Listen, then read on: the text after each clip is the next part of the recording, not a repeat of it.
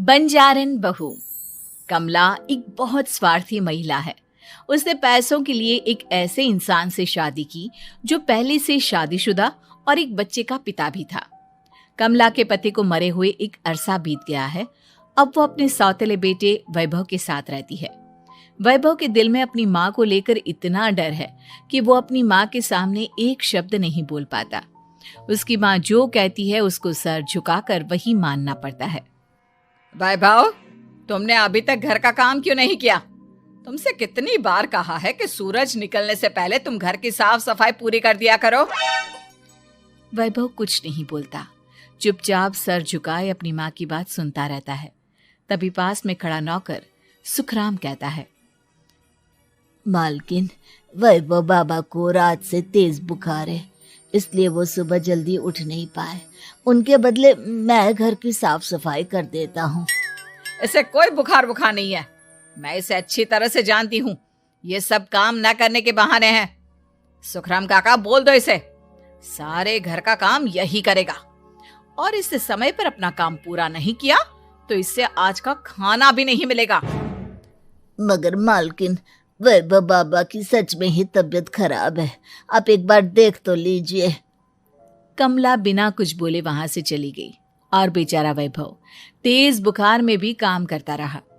कमला वैभव की शादी एक ऐसी लड़की से कराना चाहती थी जो अनपढ़ हो और कमला से इसी तरह डरे जिस तरह वैभव डरता है, ताकि वैभव की सारी जायदाद और धन दौलत उसकी मुट्ठी में रहे।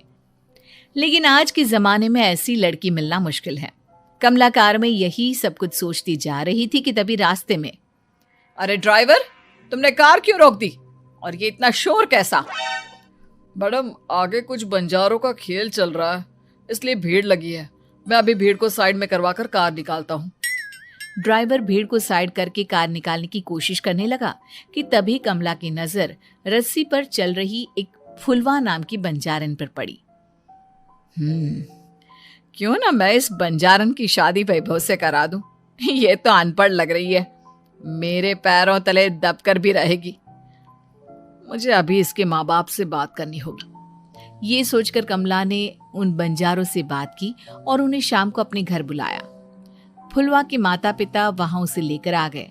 उन्होंने इतना आलीशान घर पहले कभी नहीं देखा था। अच्छा हुआ आप लोग आ गए।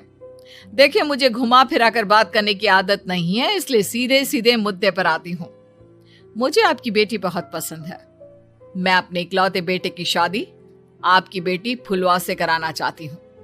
इसके बदले में आप जो चाहो वो ले सकती हैं। तभी फुलवा की माँ कहती है, ये क्या कह रही है मैम साहब? कहीं आप हमारी गरीबी का मजाक तो नहीं उड़ा रही ना? आप मेरे बेटे से मिल लो। अगर आपको मेरा बेटा पसंद आता है तो मैं कल से ही शादी की तैयारी शुरू कर दूंगी। सुखराम, वैभव को लेकर आओ। फुलवा अपनी माँ के कान में फुसफुसाती है, माँ, कहीं इस मेम साहब का छोरा पागल तो ना है? फुलवा अपनी माँ से बात कर रही होती है कि वैभव वहां आता है। फुलवा उसे देखती ही रह जाती है और उसके माता पिता उसकी शादी तय कर देते हैं। शादी वाले दिन किसी को फुलवा और वैभव की बेमेल विवाह की बात समझ में नहीं आती।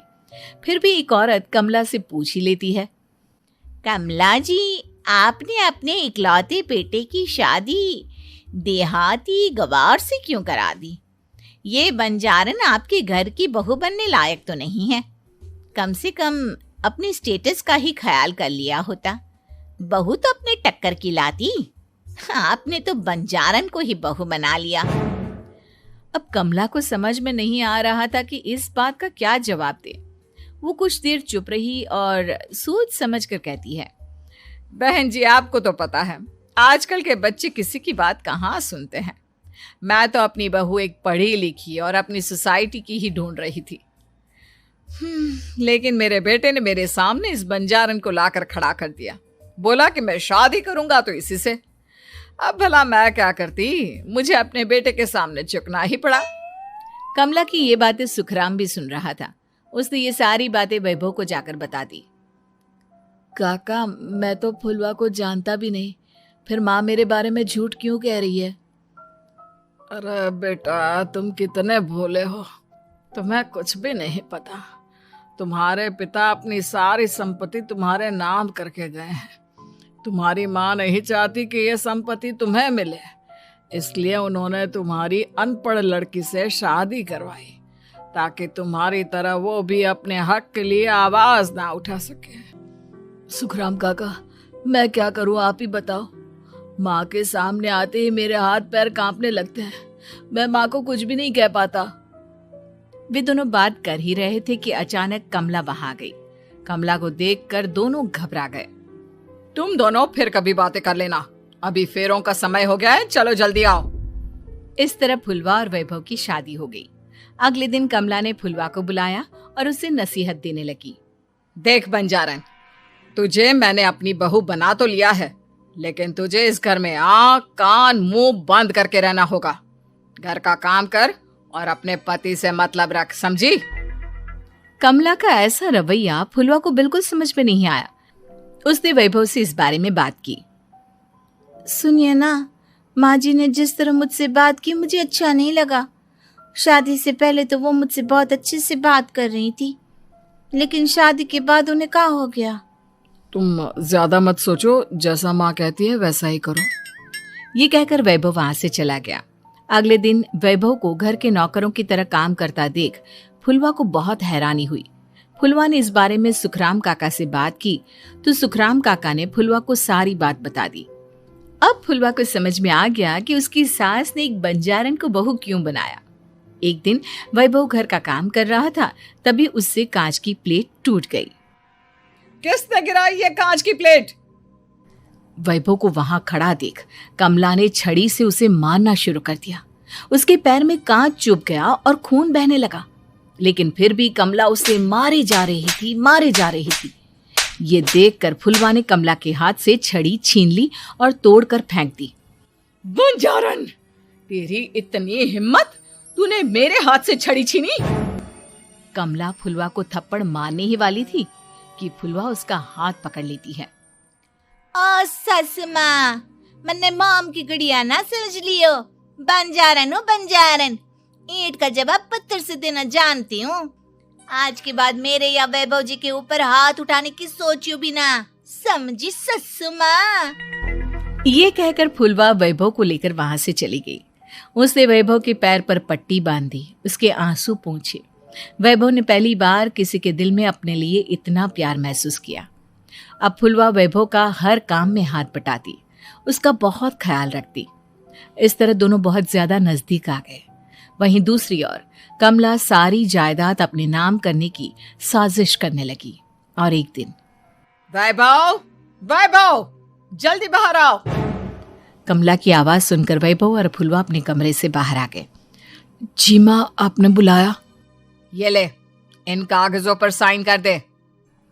वैभव कागजों पर साइन करने ही वाला था कि फुलवा वैभव के हाथ से पेन छीनकर कहती है, ना वैभव जी, आप इस पर हस्ताक्षर नहीं करेंगे।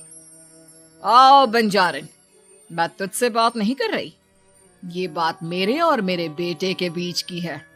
चुपचाप पेन दे दे, नहीं तो तेरी खाल उधेड़ लूंगी।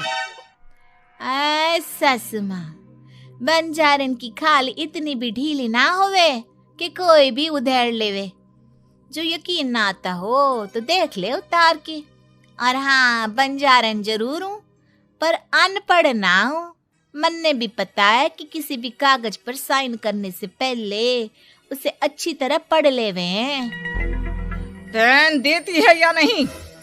ये कहकर कमला फुलवा को मारने आई तो फुलवा ने कमला को धक्का दे दिया और वो नीचे गिर गई। कमला डरकर वहां से भाग गई। अब फुलवा ने वो कागज उठाए और वैभव के साथ सीधा वकील के पास चली गई। वकील ने वो कागज देखे और फुलवा को बताया, वैभव के पिता की सारी जायदाद और संपत्ति वैभव के नाम है, लेकिन वैभव की सौतेली माँ इस संपत्ति को अपने नाम कराना चाहती है, इसलिए इन कागजों पर वो साइन करा रही थी। तो अब हमें क्या करना चाहिए वकील साहब? वकील ने फुलवा और वैभव को सब कुछ अच्छी तरह से समझा दिया। अब दोनों घर पर पुलिस को लेकर पहुंचे। कमला पुलिस को देखकर घबरा गई। पुलिस ने कहा, आपके नाम की कंप्लेंट हुई है, आपको हमारे साथ थाने चलना होगा। कंप्लेंट? कैसे कंप्लेंट? आप अपने सौतेले बेटे पर बहुत अत्याचार करती हो, धोखे से सारी जायदाद अपने नाम करा रही थी। अब नहीं इंस्पेक्टर साहब, जरूर ये मेरी बहू की कोई साजिश है, इसने गलत कंप्लेंट की है। मैडम, शिकायत आपकी बहू ने नहीं बल्कि आपके बेटे वैभव ने की है। कमला वैभव का नाम सुनकर दंग रह गई। जिस बेटे ने कभी उसके सामने सर नहीं उठाया था, आज वही बेटा उसके सामने पुलिस को लिए आया है। वैभव, तुम्हारी इतनी हिम्मत कि तुम पुलिस को ले आए? हाँ माँ, मैं लाया हूँ पुलिस को, और मेरे अंदर इतनी हिम्मत कभी ना आती अगर फुलवा मेरा साथ ना देती। आपने बंजारन बहू को लाकर अपने ही पैर पर कुल्हाड़ी मारी है माँ। मैडम, अब की बात खत्म हो गई हो तो चलो हमारे साथ। वैभव, मुझे माफ कर दो, मुझे थाने मत भेजो। आज के बाद मैं तुम्हें कभी नहीं मारूंगी, तुम्हें कभी परेशान नहीं करूंगी, मुझे माफ कर दो। वैभव अपनी कंप्लेंट वापस ले लेता है और पुलिस वहां से चली जाती है। वैभव अपनी सौतेली माँ से कहता है, मैंने पुलिस को वापस तो भेज दिया है, लेकिन मैं आपको माफ नहीं कर सकता। आपने बचपन से आज तक कभी मेरे सर पर हाथ नहीं रखा, हमेशा मुझे मारती रही, नौकरों की तरह बर्ताव करती रही। आप इस घर में नहीं रह सकती, चली जाइए यहां से। कमला घर छोड़कर चली गई और सड़क किनारे खड़ी होकर सोचने लगी, काश मैंने वैभव को माँ की तरह प्यार किया होता तो आज मैं इस तरह से बेसहारा ना हो जाती।